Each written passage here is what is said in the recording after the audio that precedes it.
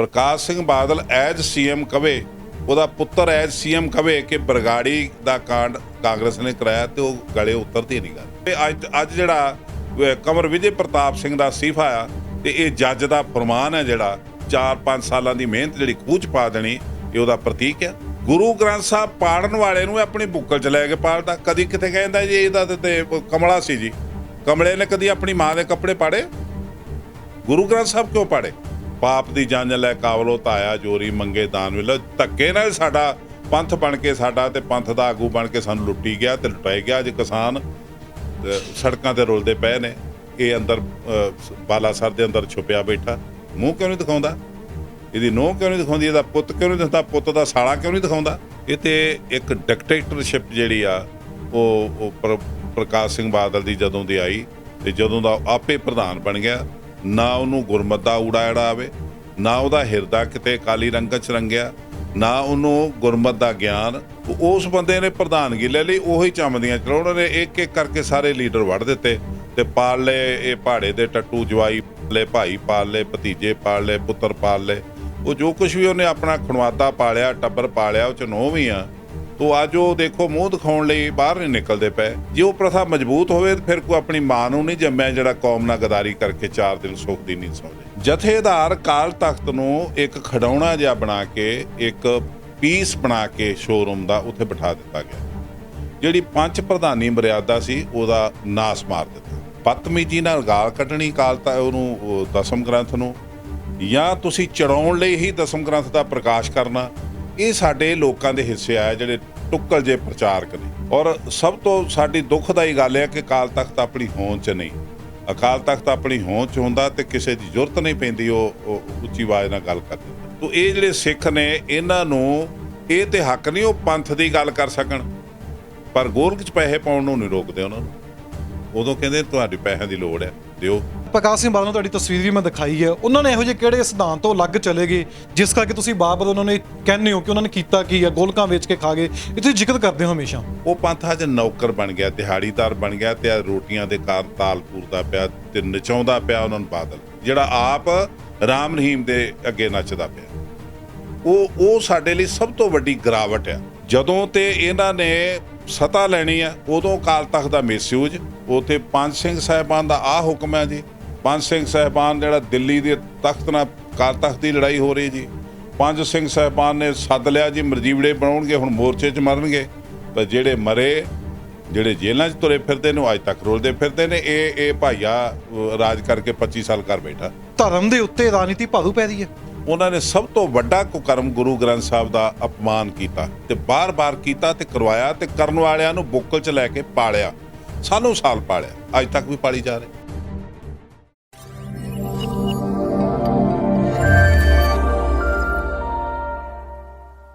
ਸਤਿ ਸ਼੍ਰੀ ਅਕਾਲ ਦੋਸਤੋ, ਪੰਜਾਬ ਨਿਊਜ਼ ਤੇ ਤੁਹਾਡਾ ਸਭ ਦਾ ਸਵਾਗਤ ਹੈ। ਤੁਸੀਂ ਤਸਵੀਰ ਇੱਕ ਦੇਖ ਰਹੇ ਹੋ ਜਿਸ ਵਿੱਚ ਸਾਬਕਾ ਜਥੇਦਾਰ ਭਾਈ ਰਣਜੀਤ ਸਿੰਘ ਮੌਜੂਦ ਨੇ, ਪ੍ਰਕਾਸ਼ ਸਿੰਘ ਬਾਦਲ ਮੌਜੂਦ ਨੇ। ਇਹ ਤਸਵੀਰ 1997 ਦੀ ਹੈ। ਇਹ ਤਸਵੀਰ 1997 ਦੀ ਹੈ ਜੋ ਕਿ ਇੰਗਲੈਂਡ ਦੇ ਰਾਣੀ ਆਏ ਸੀ ਭਾਰਤ ਤੇ ਪਾਕਿਸਤਾਨ ਦੇ ਦੌਰੇ ਤੇ।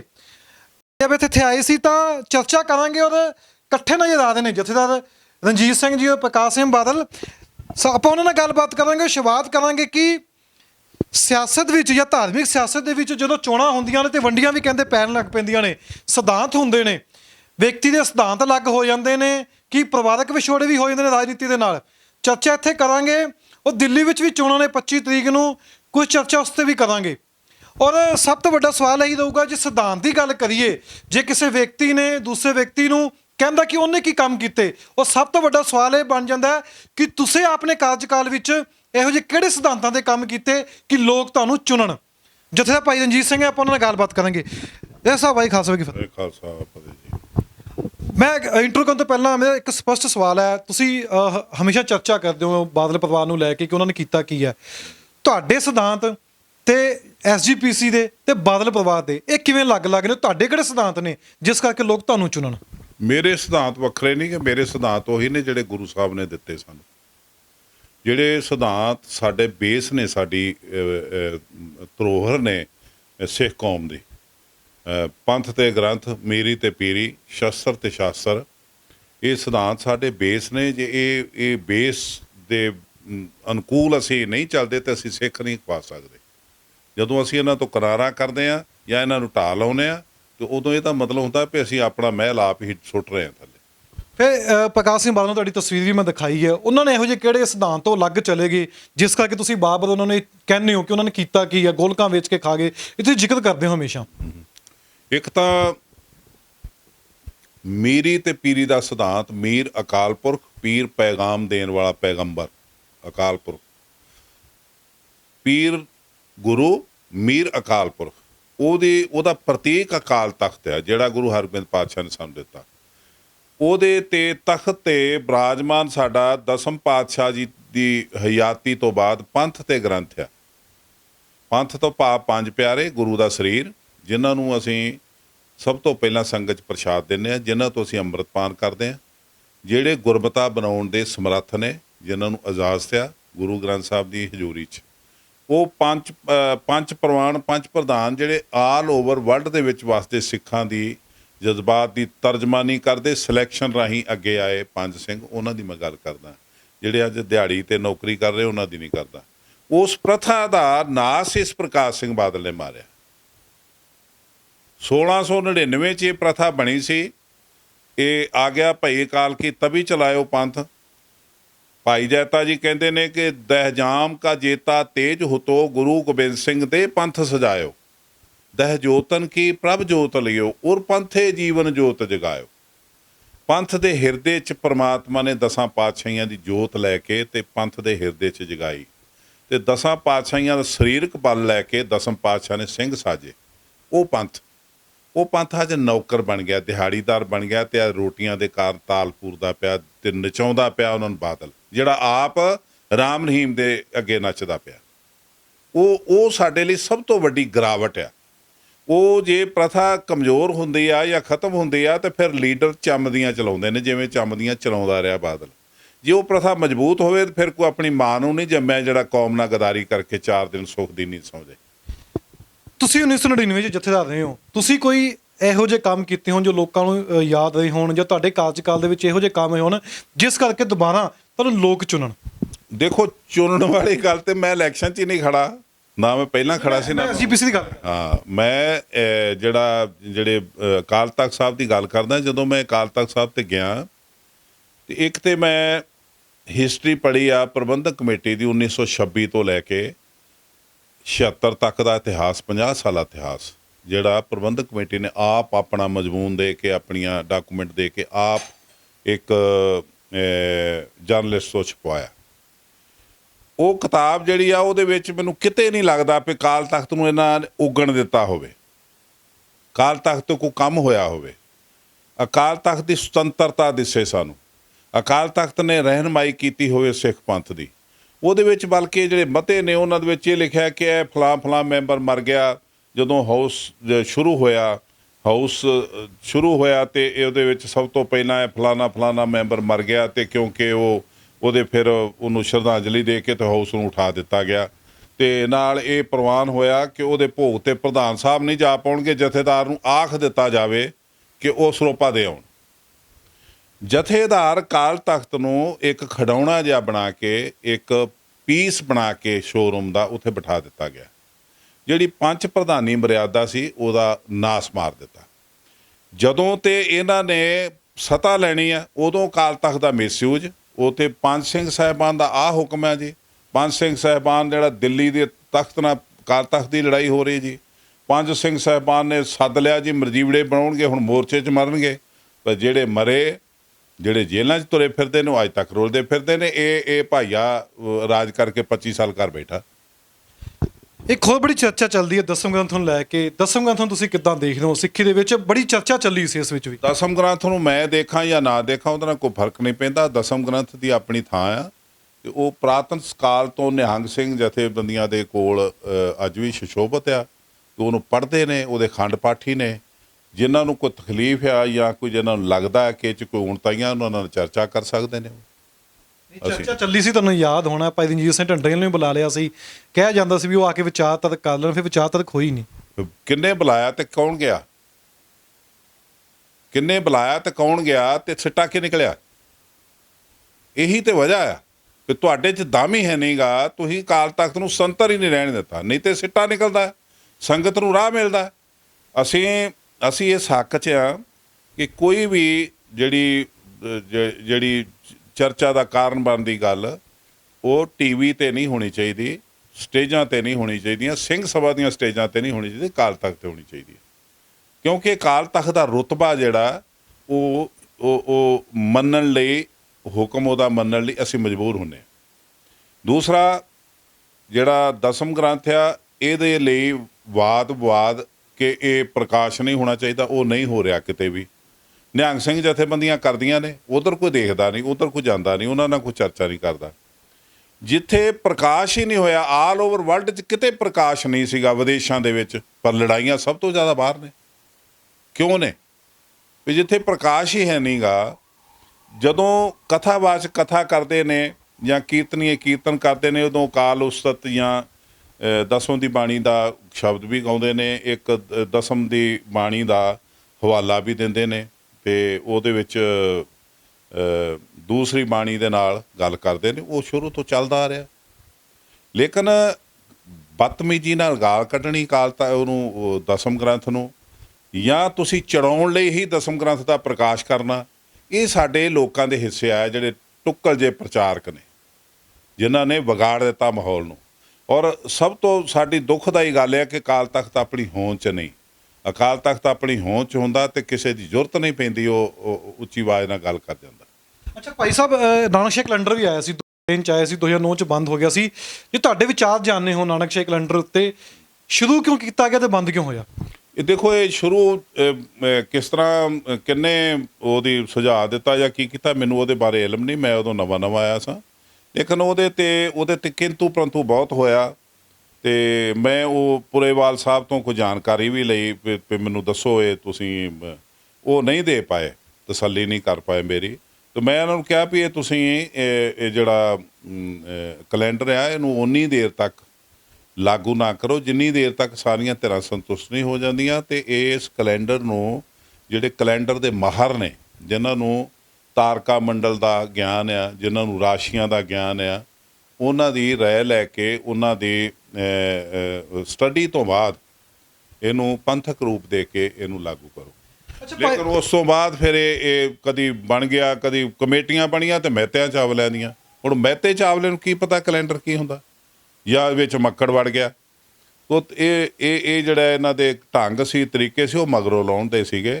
ਕਿਸੇ ਵੀ ਵਿਸ਼ੇ 'ਤੇ ਕੋਈ ਗੱਲ ਕਰਨੀ ਹੋਵੇ ਤਾਂ ਸਾਡੇ ਕੋਲ ਸੰਤੁਸ਼ਟੀ ਲਈ ਅਕਾਲ ਤਖਤ ਆ, ਪਲੇਟਫਾਰਮ ਆ, ਸਾਡੇ ਕੋਲ ਵਿਦਵਾਨ ਨੇ, ਬੜੇ ਵੱਡੇ ਸਾਡੇ ਬੁੱਧੀਜੀਵੀ ਨੇ, ਉਹ ਸਮਰੱਥ ਨੇ ਗੱਲ ਕਰਨ ਦੇ। ਲੇਕਿਨ ਉਹ ਗੱਲ ਨੂੰ ਜਦੋਂ ਤੁਸੀਂ ਸਿਰੇ ਚੜਾਉਣਾ ਹੋਵੇ, ਉਹ ਅਕਾਲ ਤਖਤ ਤੋਂ ਬਿਨਾਂ ਨਹੀਂ ਚੜ੍ਹਦੀ।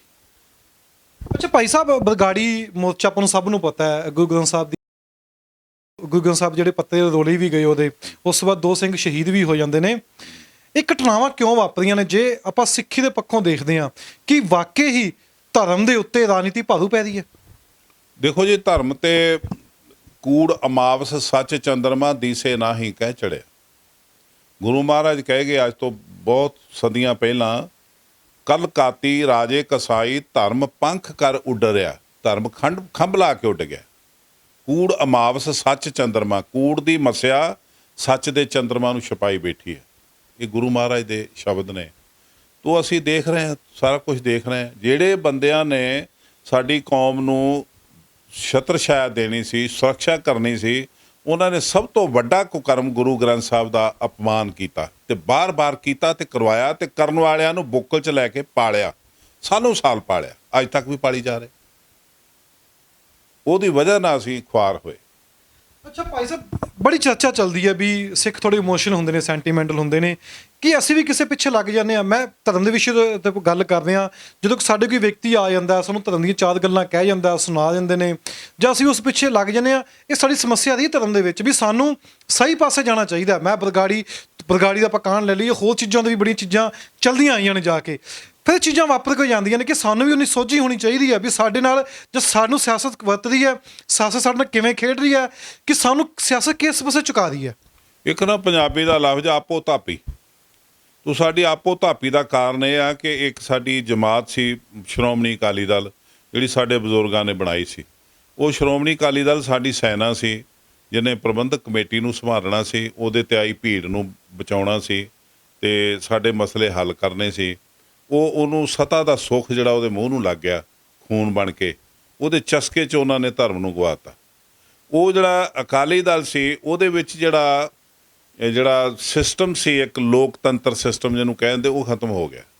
ਇਹ ਤੇ ਇੱਕ ਡਿਕਟੇਟਰਸ਼ਿਪ ਜਿਹੜੀ ਆ ਉਹ ਪ੍ਰਕਾਸ਼ ਸਿੰਘ ਬਾਦਲ ਦੀ ਜਦੋਂ ਦੀ ਆਈ ਤੇ ਜਦੋਂ ਦਾ ਆਪੇ ਪ੍ਰਧਾਨ ਬਣ ਗਿਆ, ਨਾ ਉਹਨੂੰ ਗੁਰਮਤਿ ਦਾ ਊੜਾ ਆਵੇ, ਨਾ ਉਹਦਾ ਹਿਰਦਾ ਕਿਤੇ ਅਕਾਲੀ ਰੰਗਾਂ 'ਚ ਰੰਗਿਆ, ਨਾ ਉਹਨੂੰ ਗੁਰਮਤਿ ਦਾ ਗਿਆਨ, ਨਾ ਉਹ ਸਮਰੱਥ ਇੰਨਾ ਕਿ ਕਿਤੇ ਗੱਲ ਕਰ ਸਕੇ ਚਾਰ ਬੰਦਿਆਂ 'ਚ ਗੁਰਮਤਿ ਦੀ। ਉਸ ਬੰਦੇ ਨੇ ਪ੍ਰਧਾਨਗੀ ਲੈ ਲਈ, ਉਹੀ ਚੰਮਦੀਆਂ ਚਲਾਉਣ ਨੇ, ਇੱਕ ਇੱਕ ਕਰਕੇ ਸਾਰੇ ਲੀਡਰ ਵੜ ਦਿੱਤੇ ਤੇ ਪਾਲ ਲਏ ਇਹ ਪਹਾੜੇ ਦੇ ਟੱਟੂ, ਜਵਾਈ ਪਾਲ ਲਏ, ਭਾਈ ਪਾਲ ਲਏ, ਭਤੀਜੇ ਪਾਲ ਲਏ, ਪੁੱਤਰ ਪਾਲ ਲਏ। ਉਹ ਜੋ ਕੁਛ ਵੀ ਉਹਨੇ ਆਪਣਾ ਖੁਣਵਾਦਾ ਪਾਲਿਆ, ਟੱਬਰ ਪਾਲਿਆ, ਉਹ 'ਚ ਨੌਂ ਵੀ ਆ। ਤੋ ਅੱਜ ਉਹ ਦੇਖੋ ਮੂੰਹ ਦਿਖਾਉਣ ਲਈ ਬਾਹਰ ਨਹੀਂ ਨਿਕਲਦੇ ਪਏ। ਲੱਖਾਂ ਕਿਸਾਨ ਜਿਹੜੇ ਰੁਲਦੇ ਪਏ ਨੇ ਬਾਰਡਰ ਤੇ। ਤੋ ਇਹ ਸਾਰਾ ਪਰਿਵਾਰ ਜਿਹੜਾ ਕਹਿੰਦੇ ਸੀ ਮਸੀਹਾ ਹੈ ਕਿਸਾਨੀ ਦਾ, ਇਹ ਕਿਸਾਨੀ ਦਾ ਮਸੀਹਾ ਅੱਜ ਨਜ਼ਰ ਨਹੀਂ ਆਉਂਦਾ ਪਿਆ। ਦਿੱਲੀ ਦੀਆਂ ਇਲੈਕਸ਼ਨਾਂ 'ਚ ਉਹਦੀ ਫੋਟੋ ਨਹੀਂ ਆਉਂਦੀ ਪਈ, ਦਿੱਲੀ ਦੀ ਇਲੈਕਸ਼ਨਾਂ 'ਚ ਉਹਦਾ ਨਾਂ ਨਹੀਂ ਵਰਤਿਆ ਜਾ ਰਿਹਾ ਤੇ ਸ਼੍ਰੋਮਣੀ ਅਕਾਲੀ ਦਲ 'ਤੇ ਕਬਜ਼ਾ ਉਹਦਾ। ਤੋ ਇਹ ਜਿਹੜਾ ਸਿਸਟਮ ਆ, ਅਕਾਲੀ ਦਲ 'ਤੇ ਕਬਜ਼ਾ ਹੋਣ ਕਰਕੇ ਕਮੇਟੀ ਆ ਗਈ, ਕਮੇਟੀ ਮਿਲ ਜਾਂਦੀ ਅਕਾਲੀ ਦਲ ਨੂੰ, ਹੋਰ ਕੋਈ ਇਹਨੂੰ ਲਾਗੇ ਨਹੀਂ ਲੱਗਣ ਦੇ, ਸਾਰਿਆਂ ਨੂੰ ਕਾਂਗਰਸੀ ਕਹਿ ਕੇ ਨਕਾਰ ਦਿੰਦੇ ਨੇ। ਤੋ ਸਿੱਖ ਵੰਡੇ ਗਏ, ਕੋਈ ਭਾਜਪਾ 'ਚ, ਕੋਈ ਬਸਪਾ 'ਚ, ਕੋਈ ਕਾਮਰੇਡ, ਕੋਈ ਕਾਂਗਰਸੀ, ਕੋਈ ਹੋਰ ਕਿਸੇ ਪਾਰਟੀ 'ਚ। ਸਿੱਖ ਜਿਹੜੇ ਵੰਡੇ ਗਏ, ਪਰ ਵੰਡੇ ਹੋਣ ਦੇ ਬਾਵਜੂਦ ਵੀ ਜਿਹੜੀ ਇਹ ਕੇਸ ਦਾੜੇ ਤੇ ਦਸਤਾਰ ਦੀ ਫਕੀਰੀ ਆ, ਇਹ ਦਸਮ ਪਾਤਸ਼ਾਹ ਦੀ ਲੋਕਾਂ ਨੇ ਨਹੀਂ ਛੱਡੀ। ਭਾਵੇਂ ਉਹ ਪੂਰੇ ਨੇ, ਭਾਵੇਂ ਅਧੂਰੇ ਨੇ, ਪਰ ਦਸਮ ਪਾਤਸ਼ਾਹ ਦੀ ਇਸ ਆਈਡੀ ਨੂੰ ਹਿੱਕ ਨਾਲ ਲਾ ਕੇ ਰੱਖਿਆ। ਤੋ ਇਹ ਜਿਹੜੇ ਸਿੱਖ ਨੇ, ਇਹਨਾਂ ਨੂੰ ਇਹ ਤੇ ਹੱਕ ਨਹੀਂ ਉਹ ਪੰਥ ਦੀ ਗੱਲ ਕਰ ਸਕਣ, ਪਰ ਗੋਲਕ 'ਚ ਪੈਸੇ ਪਾਉਣ ਨੂੰ ਨਹੀਂ ਰੋਕਦੇ ਉਹਨਾਂ ਨੂੰ। ਉਦੋਂ ਕਹਿੰਦੇ ਤੁਹਾਡੀ ਪੈਸਿਆਂ ਦੀ ਲੋੜ ਆ, ਦਿਓ। ਕਰੋਨਾ ਆ ਗਿਆ, ਇੱਥੇ ਆ ਕੁਛ ਨਹੀਂ ਰਿਹਾ। ਇੱਕ ਜਿਹੜਾ ਬੜਾ ਜੱਗੋਂ 13ਵੀਂ ਹੋ ਰਹੀ ਪਟਨਾ ਸਾਹਿਬ ਦਾ ਗ੍ਰੰਥੀ, ਉਹ ਗੁਰੂ ਗੋਬਿੰਦ ਸਿੰਘ ਜੀ ਦੀ ਉਸਤਤ ਤੇ ਕਰਦਾ ਨਹੀਂ, ਉੱਥੋਂ ਦੇ ਪ੍ਰਧਾਨ ਦੀ ਕਰਦਾ, ਅਵਤਾਰ ਸਿੰਘ ਹਿੱਤ ਦੀ, ਜਿਹੜਾ ਲਿਬੜਿਆ ਪਿਆ। ਇੱਥੇ ਇਹ ਬੰਗਲਾ ਸਾਹਿਬ ਦਾ ਹੈਡ ਗ੍ਰੰਥੀ ਆ ਤੇ ਉਹ ਸਰਸੇ ਦੀ। ਤੇ ਸਵੇਰੇ ਅੰਮ੍ਰਿਤ ਵੇਲੇ ਜਿਹੜੀ ਬਾਣੀ ਸੁਣਨੀ ਹੁੰਦੀ ਆ, ਸਿੱਖ ਉੱਥੇ ਉਹ ਦਰਸ਼ਨ ਕਰਕੇ ਉਸ ਇਮਾਰਤ ਦਾ, ਗੁਰੂ ਘਰ ਦਾ, ਤੇ ਇਕਾਗਰਚਿਤ ਹੁੰਦੇ ਨੇ ਤੇ ਉਹ ਪੈਸੇ ਮੰਗਣੇ ਸ਼ੁਰੂ ਕਰਦੇ ਨੇ ਉੱਥੋਂ ਮੰਗਤੇ ਬਣ ਕੇ, ਇੰਨੇ ਦੇ ਦਿਓ, ਇੰਨੇ ਦੇ ਦਿਓ, ਇੰਨੇ ਦੇ ਦਿਓ। ਤੋ ਉਹ ਫਿਰ ਪੈਸਿਆਂ ਦੀ ਬਜਾਏ ਜਾਂ ਕੋਈ ਰਾਸ਼ਨ ਆਉਂਦਾ, ਚੀਨੀ ਆਉਂਦੀ ਆ, ਆਟਾ ਆਉਂਦਾ, ਚਾਵਲ ਆਉਂਦੇ, ਉਹ ਟਰੱਕਾਂ ਟਰੱਕ ਵੇਚ ਦਿੰਦੇ ਨੇ। ਇਹ ਸਾਰਾ ਕੁਝ ਦਿਸ ਰਿਹਾ ਸਾਹਮਣੇ। ਅੱਛਾ ਭਾਈ ਸਾਹਿਬ, ਤੁਸੀਂ ਹੁਣ ਜ਼ਿਕਰ ਕੀਤਾ, ਆਪਾਂ ਗੱਲ ਵੀ ਬਰਗਾੜੀ ਦੀ ਕੀਤੀ। ਜਦੋਂ ਬਰਗਾੜੀ ਦਾ ਜ਼ਿਕਰ ਆਉਂਦਾ ਹੈ ਤਾਂ ਕਾਂਗਰਸ ਵਾਲੇ ਵੀ ਸਵਾਲ ਕਰਦੇ ਕਿ ਬਰਗਾੜੀ ਜੋ ਹੈਗਾ ਇਸ ਸ਼੍ਰੋਮਣੀ ਅਕਾਲੀ ਦਲ ਨੇ ਕਰਾਇਆ, ਉਹ ਸ਼੍ਰੋਮਣੀ ਅਕਾਲੀ ਦਲ ਕਦੀ 84 ਇਹਨਾਂ ਨੇ ਕਰਾਇਆ। ਸਿੱਖਾਂ ਦੇ ਮਸਲੇ ਦੇ ਹੱਲ ਕਿੱਥੇ ਪਏ ਨੇ? ਕਿ ਦੋਨਾਂ ਪਾਰਟੀਆਂ ਵਿੱਚ ਪਏ ਨੇ? ਦੇਖੋ 84 ਜਿਨ੍ਹਾਂ ਨੇ ਕਰਾਈ ਸਾਰਿਆਂ ਨੂੰ ਜਾਣਦਾ, ਲੇਕਿਨ ਪ੍ਰਕਾਸ਼ ਸਿੰਘ ਬਾਦਲ ਐਜ਼ ਸੀਐਮ ਕਵੇ, ਉਹਦਾ ਪੁੱਤਰ ਐਜ਼ ਸੀਐਮ ਕਵੇ ਕਿ ਬਰਗਾੜੀ ਦਾ ਕਾਂਡ ਕਾਂਗਰਸ ਨੇ ਕਰਾਇਆ, ਤੇ ਉਹ ਗਲੇ ਉਤਰਦੀ ਨਹੀਂ ਗੱਲ। ਕਾਂਡ ਹੋਣ ਤੋਂ 3 ਸਾਲ ਬਾਅਦ ਤੱਕ ਇਹ ਸੀਐਮ ਰਿਹਾ ਤੇ ਪੁਲਿਸ ਅਫਸਰਾਂ ਨੂੰ ਕਿਹਨੇ ਬਚਾਇਆ? ਪੁਲਿਸ ਅਫਸਰ ਜਿਨ੍ਹਾਂ ਨੇ ਗੋਲੀਆਂ ਨਾਲ ਵਿੰਨਿਆ, ਜਲਿਆਂਵਾਲਾ ਬਾਗ ਬਣਾਇਆ, ਉਹਨਾਂ ਨੂੰ ਕਿਹਨੇ ਬਚਾਇਆ? ਬਾਦਲ ਦਾ ਪੁੱਤਰ ਰਿਕਮੈਂਡ ਕਰਕੇ 4 ਪੁਲਿਸ ਅਫਸਰ ਯੂਪੀ ਦੇ ਛਡਾ ਦਿੰਦਾ, ਉਮਰ ਕੈਦੀ 1 ਮਹੀਨੇ 'ਚ, ਜਿਨ੍ਹਾਂ ਨੇ ਸਿੱਖ ਬੱਚਾ ਚੁੱਕ ਕੇ ਮਾਰਿਆ। ਤੇ ਇਹ ਜਿਹੜਾ ਕਾਂਡ ਆ, ਇੱਥੇ ਉਹ ਐਕਸ਼ਨ ਨਹੀਂ ਲੈ ਸਕਦਾ। ਇੱਥੇ ਜਿਹੜੇ ਸਿੱਖ ਬੱਚੇ ਮਾਰਤੇ, ਵਿੰਨ ਕੇ ਮਾਰੇ, ਜਿਨ੍ਹਾਂ ਨੇ ਮਾਰੇ ਉਹਨਾਂ ਨੂੰ ਸਰੋਪੇ ਮਿਲ ਰਹੇ ਪ੍ਰਬੰਧਕ ਕਮੇਟੀ 'ਚੋਂ। ਪ੍ਰਬੰਧਕ ਕਮੇਟੀ 'ਚੋਂ ਸਰੋਪੇ ਦੇ ਰਹੇ ਤੇ ਲੱਤ ਗੱਡ ਕੇ ਉਹਨਾਂ ਦੇ ਪਿੱਛੇ ਖੜੇ ਨੇ ਕਿ ਇਹਨਾਂ ਨੂੰ ਸਜ਼ਾ ਨਾ ਹੋਵੇ। ਅੱਜ ਜਿਹੜਾ ਕੰਵਰ ਵਿਜੇ ਪ੍ਰਤਾਪ ਸਿੰਘ ਦਾ ਅਸਤੀਫਾ ਆ, ਤੇ ਇਹ ਜੱਜ ਦਾ ਫਰਮਾਨ ਹੈ ਜਿਹੜਾ 4-5 ਸਾਲਾਂ ਦੀ ਮਿਹਨਤ ਜਿਹੜੀ ਖੂਹ 'ਚ ਪਾ ਦੇਣੀ, ਇਹ ਉਹਦਾ ਪ੍ਰਤੀਕ ਆ। ਇਹ ਕਿਵੇਂ ਕਹਿ ਸਕਦਾ ਬਾਦਲ ਵੀ ਇਹਦੇ ਲਈ ਕੋਈ ਹੋਰ ਜ਼ਿੰਮੇਵਾਰ ਹੈ? ਜੇ ਹੈਗਾ ਤਾਂ ਦੱਸੇ। ਇਹਨੇ ਐਜ਼ ਸੀਐਮ ਉਹਦਾ ਐਕਸ਼ਨ ਕਿਉਂ ਨਹੀਂ ਲਿਆ? ਗੁਰੂ ਗ੍ਰੰਥ ਸਾਹਿਬ ਪਾੜਨ ਵਾਲੇ ਨੂੰ ਆਪਣੀ ਬੁੱਕਲ 'ਚ ਲੈ ਕੇ ਪਾੜਦਾ। ਕਦੀ ਕਿਤੇ ਕਹਿੰਦਾ ਜੀ ਇਹਦਾ ਤੇ ਕਮਲਾ ਸੀ ਜੀ, ਕਮਲੇ ਨੇ ਕਦੀ ਆਪਣੀ ਮਾਂ ਦੇ ਕੱਪੜੇ ਪਾੜੇ? ਗੁਰੂ ਗ੍ਰੰਥ ਸਾਹਿਬ ਕਿਉਂ ਪਾੜੇ? ਤੇ ਇਹ ਸੀਐਮ ਹੋਵੇ, ਉਹ ਵੀ ਅਕਾਲੀ ਸਰਕਾਰ ਦਾ। ਇਹ ਬੰਦਾ ਅਕਾਲੀ ਨਹੀਂ, ਇਸ ਬੰਦਾ ਉਹ ਆ ਜਿਹਨੇ ਅਕਾਲੀ ਸਰਕਾਰ ਪਹਿਲੀ ਵਾਰੀ ਬਣੀ ਤੇ ਉਦੋਂ ਹੀ ਤੋੜਤੀ ਇਹਨੇ ਕਾਂਗਰਸ ਦੀ ਸਪੋਰਟ ਨਾਲ। ਉਦੋਂ ਬਾਅਦ ਨੀਲੀ ਪੱਗ ਬੰਨ੍ਹ ਕੇ ਸਾਡੇ ਤੇ ਜੰਮ ਬਣ ਕੇ ਚੰਬੜਿਆ ਹੋਇਆ। ਪਾਪ ਦੀ ਜੰਜ ਲੈ ਕਾਬਲੋ ਧਾਇਆ ਜੋਰੀ ਮੰਗੇ ਦਾਨ ਵੇਲੇ, ਧੱਕੇ ਨਾਲ ਸਾਡਾ ਪੰਥ ਬਣ ਕੇ, ਸਾਡਾ ਤੇ ਪੰਥ ਦਾ ਆਗੂ ਬਣ ਕੇ ਸਾਨੂੰ ਲੁੱਟੀ ਗਿਆ ਤੇ ਲੁਟਾਈ ਗਿਆ। ਅੱਜ ਕਿਸਾਨ ਸੜਕਾਂ ਤੇ ਰੁਲਦੇ ਪਏ ਨੇ, ਇਹ ਅੰਦਰ ਬਾਲਾਸਰ ਦੇ ਅੰਦਰ ਛੁਪਿਆ ਬੈਠਾ, ਮੂੰਹ ਕਿਉਂ ਨਹੀਂ ਦਿਖਾਉਂਦਾ? ਇਹਦੀ ਨੂੰਹ ਕਿਉਂ ਨਹੀਂ ਦਿਖਾਉਂਦੀ? ਇਹਦਾ ਪੁੱਤ ਕਿਉਂ ਨਹੀਂ ਦਿਖਾਉਂਦਾ? ਪੁੱਤ ਦਾ ਸਾਲਾ ਕਿਉਂ ਨਹੀਂ ਦਿਖਾਉਂਦਾ? ਕੌਮ ਨੂੰ ਇਹ ਵੇਚ ਕੇ ਖਾ ਗਏ। ਅੱਛਾ ਭਾਈ ਸਾਹਿਬ, ਤੁਸੀਂ ਸਾਰੀਆਂ ਗੱਲਾਂ ਦੱਸੀਆਂ ਨੇ, ਤਰਕ ਦੇ ਨਾਲ ਜੇ ਤੁਸੀਂ ਗੱਲ ਕਰ ਰਹੇ ਹੋ, ਮੈਂ ਇੱਕੋ ਸਵਾਲ ਹੈ ਕਿ ਆਮ ਸਿੱਖਾਂ ਦਾ ਕੀ ਹੱਲ ਹੈ, ਸਾਡੇ ਧਾਰਮਿਕ ਸੰਸਥਾਵਾਂ ਦਾ ਉਹਦਾ ਕੀ ਹੱਲ ਹੈ? ਠੀਕ ਹੈ, ਚੀਜ਼ਾਂ ਚੱਲੀਆਂ, ਆਪਾਂ ਸਭ ਨੂੰ ਪਤਾ, ਲੋਕਾਂ ਨੂੰ ਵੀ ਪਤਾ ਹੈ। ਆਮ ਸਿੱਖ ਜਿਹੜੇ ਇਮੋਸ਼ਨ ਨਾਲ ਜਾਂ ਧਰਮ ਦੇ ਨਾਲ ਜੁੜੇ ਨੇ, ਮੱਥਾ ਟੇਕਣ ਜਾਂਦੇ ਨੇ, ਉਹਨਾਂ ਦਾ ਕੀ ਕਸੂਰ ਹੈ? ਉਹਨਾਂ ਦਾ ਕੀ ਹੱਲ ਹੈ? ਹੱਲ ਤਾਂ ਉਹਨਾਂ ਦਾ ਲੱਭਣਾ ਨਾ ਆਪਾਂ। ਇੱਕੋ ਇੱਕ ਹੱਲ ਆ, ਹਰੇਕ ਸਿੱਖ ਆਪਣਾ ਜ਼ਿੰਦਗੀ ਦਾ ਇਸ ਵੇਲੇ ਏਜੰਡਾ ਬਣਾਵੇ ਕਿ ਪ੍ਰਕਾਸ਼ ਸਿੰਘ ਬਾਦਲ ਤੇ ਉਹਦੇ ਪਰਿਵਾਰ ਨੂੰ ਅਕਾਲੀ ਫੀਲਡ ਵਿੱਚੋਂ ਬਾਹਰ ਕਿਵੇਂ ਕਰਨਾ, ਪ੍ਰਬੰਧਕ ਕਮੇਟੀਆਂ ਚੋਂ ਇਹਨੂੰ ਪਾਸੇ ਕਿਵੇਂ ਕਰਨਾ, ਵੋਟ ਦੇ ਕੇ। ਉਹ ਵੋਟ ਸਾਨੂੰ ਦੇਵੇ, ਅਸੀਂ ਉਹਨਾਂ ਨਾਲ ਪ੍ਰੋਮਿਸ ਕਰਦੇ ਹਾਂ ਕਿ ਅਸੀਂ ਪੋਲੀਟੀਕਲ ਨਹੀਂ ਬਣਾਂਗੇ, ਅਸੀਂ MLA ਦੀ, MP ਦੀ ਜਾਂ ਕੋਈ ਬਲਾਕ ਸੰਮਤੀ ਦੀ ਇਲੈਕਸ਼ਨ ਨਹੀਂ ਲੜਾਂਗੇ, ਸੇਵਾਦਾਰ ਹੀ ਬਣ ਕੇ ਰਵਾਂਗੇ ਤੇ ਸੇਵਾਦਾਰ ਦਿਸਦੇ ਆ, ਸੇਵਾਦਾਰ ਹੀ ਦਿਸਾਂਗੇ। ਇਹ ਜੇ ਯਕੀਨ ਕਰਨ ਸਾਡੇ ਤੇ, ਜੇ ਕੇਜਰੀਵਾਲ ਤੇ ਕੀਤਾ ਤਾਂ ਸਾਡੇ ਤੇ ਵੀ ਕਰ ਲੈਣਾ ਚਾਹੀਦਾ। ਅਸੀਂ ਕੋਈ ਬਗਾਨੇ ਨਹੀਂ, ਅਸੀਂ ਇਸ ਦੇਸ਼ ਦੇ ਪਛਿੰਦੇ ਹਾਂ, ਇਸ ਕੌਮ ਦਾ ਅੰਗ ਹਾਂ। ਅਸੀਂ ਸਫ਼ਰ ਕੀਤਾ, ਅਸੀਂ ਗੁਰੂ ਘਰ ਦੀ ਭਿੱਜ ਕੇ ਸੇਵਾ ਕੀਤੀ ਆ। ਤੇ ਅੱਜ ਜਿਹੜੇ ਲੋਕ ਪਖੰਡੀ ਨੇ, ਸਿਰਫ ਬਾਬਾ ਹਰਬੰਸ ਸਿੰਘ ਹੁਣਾਂ ਨੇ ਇਮਾਰਤਾਂ ਬਣਾਈਆਂ, ਲੰਗਰ ਦੀਆਂ ਇਮਾਰਤਾਂ ਬਣਾਈਆਂ, ਸਰਾਵਾਂ ਬਣਾਈਆਂ, ਹਾਰ ਬਣਾਏ। ਅੱਜ ਫੀਤਾ ਕੱਟਣ ਵਾਲਾ ਕਹਿ ਰਿਹਾ ਕਿ ਮੈਂ ਇਹਦਾ ਉਦਘਾਟਨ ਕੀਤਾ, ਮੈਨੂੰ ਹੁਣ ਕਮੇਟੀ ਦਿਓ। ਮੈਂ ਇਤਿਹਾਸ ਸਾਂਭੂਗਾ ਸਾਡਾ ਹਿੰਦੁਸਤਾਨ, ਮੈਂ ਸਿੱਖਾਂ ਲਈ ਇੱਕ ਯੂਨੀਵਰਸਿਟੀ ਬਣਾਊਂਗਾ। 15 ਏਕੜ ਜ਼ਮੀਨ ਚਾਹੀਦੀ ਆ, 15 ਏਕੜ ਜ਼ਮੀਨ ਯੂਨੀਵਰਸਿਟੀ ਬਣਾਉਣੀ ਹੋਵੇ ਤੇ ਉਹਦੇ ਲਈ ਇੱਕ ਜਿਹੜੀ ਪਹਿਲੀ ਕਿਸ਼ਤ ਆ, ਜਿਹੜੀ ਕਰੋੜਾਂ ਰੁਪਈਆ, ਉਹ ਜਮ੍ਹਾਂ ਕਰਾਉਣੀ ਪੈਂਦੀ ਹੈ। ਤੂੰ ਟੀਚਰ ਨੂੰ ਤਨਖਾਹ ਨਹੀਂ ਦੇ ਸਕਦਾ। ਗੁਰੂ ਗ੍ਰੰਥ ਸਾਹਿਬ ਦੀ ਯੂਨੀਵਰਸਿਟੀ ਬੰਦ ਪਈ ਸਾਲ ਤੋਂ, 8 ਮਹੀਨੇ ਤੋਂ, ਫਤਿਹਗੜ੍ਹ ਦੀ, ਉੱਥੋਂ ਦੇ ਟੀਚਰ ਨੂੰ ਤਨਖਾਹ ਨਹੀਂ ਦੇ ਪਾ ਰਹੇ। ਤੁਸੀਂ ਯੂਨੀਵਰਸਿਟੀ ਦਿਓਗੇ ਸਾਨੂੰ? 50 ਸਾਲ 'ਚ ਤੇ ਤੇਰਾ ਪਿਓ ਦੇ ਨਹੀਂ ਸਕਿਆ, ਤੂੰ ਕਿੱਥੋਂ ਦੇ ਦੇਗਾ? ਤੇ ਇਹ ਲੋਕ ਜਿਹੜੇ ਸਾਡੀ ਕੌਮ ਦੇ ਨਾਲ ਮਜ਼ਾਕ ਕਰਦੇ ਪਏ ਨੇ, ਕੌਮ ਦੇ ਨਾਲ ਜਸਟਿਸ ਨਹੀਂ ਕਰ ਰਹੇ, ਬਲਕਿ ਮਜ਼ਾਕ ਕਰ ਰਹੇ ਨੇ ਤੇ ਲੁੱਟ ਰਹੇ ਨੇ। ਉਹ ਲਟੇਰੇ ਜਿਹੜੇ ਸੱਜਣ ਠੱਗ ਨੇ, ਜਿਹੜੇ ਉਹ ਅੱਜ ਵੀ ਸਿੱਖਾਂ ਨੂੰ ਨਾ ਦਿਸਣ ਤੇ ਫਿਰ ਅਸੀਂ ਤੇ ਪਹਿਰਾ ਦੇਣਾ, ਅਸੀਂ ਤੇ ਜਾਗਦੇ ਰਹੋ ਕਹਿਣਾ ਕਿ ਅੱਗੇ ਅਕਾਲ ਪੁਰਖ ਸੱਚਾ ਵਾਹਿਗੁਰੂ ਆਪ ਜਾਣੇ। ਤੁਸੀਂ ਹੁਣ ਜਿਵੇਂ ਜ਼ਿਕਰ ਕਰਦੇ ਹੁੰਦੇ ਵੀ SGPC ਚੋਣਾਂ ਤੁਸੀਂ ਲੜੋਗੇ, ਇਸ ਚੀਜ਼ ਨੂੰ ਕਿੱਦਾਂ ਦੇਖਿਆ ਜਾਊਗਾ? ਤੁਸੀਂ ਹਮੇਸ਼ਾ ਵੀ ਕਹਿੰਦੇ ਹੋ ਕਿ ਗੋਲਕ ਦਾ ਗਲਤ ਇਸਤੇਮਾਲ ਹੋਇਆ। ਜੇ ਤੁਹਾਡੇ ਕੋਲ ਇੱਕ ਮੰਨ ਲਈ SGPC ਆ ਜਾਂਦੀ ਹੈ, ਤੁਸੀਂ ਕਿਵੇਂ ਰੋਕ ਲਓਗੇ ਕਿ ਤੁਹਾਡੇ ਉਸ ਅਹੁਦੇ ਵਿੱਚ ਜਾਂ ਤੁਹਾਡੇ SGPC ਤੇ ਜਾਣ ਤੋਂ ਬਾਅਦ ਗੋਲਕਾਂ ਦਾ ਇਸਤੇਮਾਲ ਜਿਹੜਾ ਹੈਗਾ ਉਹ ਸਹੀ ਜਗ੍ਹਾ ਹੋਊਗਾ? ਇਸ ਚੀਜ਼ ਦੀ ਗਰੰਟੀ ਕੌਣ ਦਿੰਦਾ? ਦੇਖੋ, ਇੱਕ ਗਰੰਟੀ ਇੱਕੋ ਦੇਣੀ ਪੈਣੀ ਆ ਕਿ ਬੰਦਾ ਇਮਾਨਦਾਰ ਹੋਵੇ, ਜਿਹੜਾ ਪ੍ਰਧਾਨ ਹੋਵੇ। ਬਾਕੀ ਸਾਰਾ ਕੁਝ ਗੁਰੂ ਮਹਾਰਾਜ ਨੇ ਸਾਨੂੰ ਦੱਸਿਆ ਕਿ ਪਰਉਪਕਾਰ ਕਿਵੇਂ ਕਰਨੇ ਆ, ਕਿਵੇਂ ਕਰੀ ਜਾਂਦੇ ਨੇ। ਜਿਹੜੇ ਗਰੀਬ ਸਿੱਖ ਨੇ ਉਹਨਾਂ ਦਾ ਕੀ ਅਸੀਂ ਫਾਇਦਾ ਪਹੁੰਚਾਉਣਾ, ਜਿਹੜੇ ਅਮੀਰ ਸਿੱਖਾਂ ਦਾ ਦਸਵੰਧ ਹੈ ਉਹਨੂੰ ਕੇਸਾਂ ਲਾਉਣਾ ਤੇ ਉਹਨੂੰ ਪਾਰਦਰਸ਼ਤਾ ਨਾਲ ਦੇਖੇ, ਕੋਈ ਕਿਤੇ ਕਿਵੇਂ ਦੇਖੇ। ਇੱਕ ਇਮਾਨਦਾਰ ਸਿੱਖ ਦੀ ਲੋੜ ਆ, ਜਿਹੜਾ ਐਜ਼ ਪ੍ਰਧਾਨ ਇਮਾਨਦਾਰੀ ਵਰਤ ਕੇ ਤੇ ਜਬੇ ਦੇ ਨਾਲ ਗੁਰੂ ਘਰ ਦੀ ਸੇਵਾ ਕਰੇ, ਜਿਹਨੂੰ ਦੇਖ ਕੇ ਥੱਲੇ ਕਲਰਕ ਤੱਕ, ਸੇਵਾਦਾਰ ਤੱਕ ਕੋਈ ਹੀਆ ਨਾ ਕਰੇ ਕਿ ਮੈਂ ਕਰਪਸ਼ਨ ਕਰਾਂ। ਤਾਂ ਲੱਗਦਾ ਕਿ ਕਰਪਸ਼ਨ ਹੁੰਦੀ SGPC ਵਿੱਚ ਹੁਣ ਵੀ ਹੁੰਦੀ, ਰਿਹਾ ਹੀ ਕੱਖ ਨਹੀਂ। ਤੇ ਇੱਥੇ ਤੇ ਰਿਹਾ ਹੀ ਕੱਖ ਨਹੀਂ। ਸਾਡੇ ਕੋਲ ਅੱਜ ਬਿਲਡਿੰਗਾਂ ਗਹਿਣੇ ਪੈ ਜਾਂਦੀਆਂ ਜੇ ਬੈਂਕ ਪੈਸੇ ਦੇ ਦਿੰਦੀ ਇਹਨਾਂ ਨੂੰ। ਤੇ ਦਿੱਲੀ ਪ੍ਰਬੰਧਕ ਕਮੇਟੀ ਦੇ ਸਕੂਲ, ਜਿੱਥੇ 95 ਦੇ ਆਸ-ਪਾਸ 1 ਅਰਬ 14 ਕਰੋੜ ਦੀਆਂ FDਆਂ ਸਨ, education society, Guru Harkrishan education society ਦੀਆਂ, ਅੱਜ ਉਹ ਉੱਥੇ ਸੜਕਾਂ ਤੇ ਆਏ ਉਤਰੇ ਨੇ, ਸਾਨੂੰ ਤਨਖਾਹਾਂ ਦਿਓ, ਪ੍ਰੋਫੈਸਰ ਤੇ ਲੈਕਚਰਾਰ ਤੇ ਟੀਚਰ ਤੇ ਆਮ ਸਟਾਫ। ਉਹਨਾਂ ਦਾ ਪ੍ਰੋਵੀਡੈਂਟ ਫੰਡ ਜਿਹੜਾ ਕਰੋੜਾਂ 'ਚ ਬਣਿਆ ਪਿਆ, ਉਹ ਖਾ ਗਏ, ਉਹ ਦਿੱਤਾ ਨਹੀਂ ਗਿਆ। ਉਹ ਦੇਣਦਾਰ ਨੇ, ਤਨਖਾਹਾਂ ਥੋੜ੍ਹੀਆਂ ਦੇ ਕੇ ਉਹਨਾਂ ਤੋਂ ਲਿਖਾ ਰਹੇ ਨੇ ਕਿ ਅਸੀਂ ਇੰਨੀਆਂ ਲੈ ਲਈਆਂ ਕਿ ਸਾਨੂੰ ਹਾਈ ਕੋਰਟ ਨਾਲ ਟੰਗ ਦੇਵੇ। ਉਹ ਅਦਾਰੇ ਜਿਹੜੇ ਨੇ ਅੱਜ ਗਰਕ ਹੋਏ ਪਏ ਨੇ। ਜਿਹੜੇ ਅਦਾਰਿਆਂ ਦੀ ਕਦੀ ਵੈਲਿਊ ਹੁੰਦੀ ਸੀ, ਜਿਨ੍ਹਾਂ ਦੇ ਕੋਲ ਕਦੀ FDਆਂ ਹੁੰਦੀਆਂ ਸੀ, ਅੱਜ ਉਹ ਅਦਾਰੇ ਜਿਹੜੇ ਨੇ ਉਹ ਗਿਰਵੀ ਪੈ ਜਾਂਦੇ ਜੇ ਕਿਤੇ ਬੈਂਕ ਇਹਨਾਂ ਨੂੰ ਲੋਨ ਦੇ ਦਿੰਦਾ। ਇਹ 100 ਕਰੋੜ ਰੁਪਏ ਲਈ ਐਪਲੀਕੇਸ਼ਨ ਦਿੱਤੀ ਇਹਨੇ, ਸਰਸੇ ਨੇ, ਐਸ ਸਕੱਤਰ, ਇਹਨੂੰ ਪੁੱਛੋ ਝੂਠ ਕਿਉਂ ਬੋਲਦਾ ਹੈ। 100 ਕਰੋੜ ਰੁਪਇਆ ਜਦੋਂ ਬੈਂਕ ਕੋਲ ਲੈਣ ਗਏ ਤਾਂ ਉਹਨਾਂ ਕਿਹਾ ਇਹਦਾ ਵਿਆਜ ਇੰਨਾ ਬਣਦਾ ਹੈ, ਤੁਹਾਡੀ ਇਨਕਮ ਹੈਗੀ, ਤੁਹਾਡੇ ਸਕੂਲਾਂ ਦੀ ਇੰਨੀ ਇਨਕਮ ਹੈਗੀ, ਇਨਕਮ ਨਾ ਹੋਣ ਕਰਕੇ ਤੇ ਤਨਖਾਹ ਨਹੀਂ ਦਿੱਤੀ ਜਾ ਰਹੀ, ਤੇ ਸਾਡਾ ਵਿਆਜ ਕਿੱਥੋਂ ਦਿਓਗੇ? ਉਹਨਾਂ ਨੇ ਨਹੀਂ ਦਿੱਤਾ।